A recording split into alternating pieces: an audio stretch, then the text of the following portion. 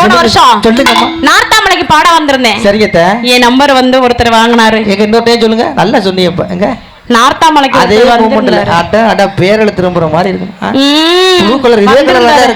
அப்படி இருக்குமா? கொஞ்சம் ஒல்லியா இருக்காது, குண்டா இருக்காது, அப்படித்தான் இருந்துட்டு போட்டோம். அதெல்லாம் அப்புறம் நம்ம பேசிப்போம். சரி, வந்திருந்தாரு, என் நம்பரை வாங்கினாரு, வாட்ஸ்அப்ல மெசேஜ் பண்ணாரு, மெசேஜ்ல மெசேஜ் பண்ணாரு, அப்படி இப்படி அந்த இந்தான்னாரு.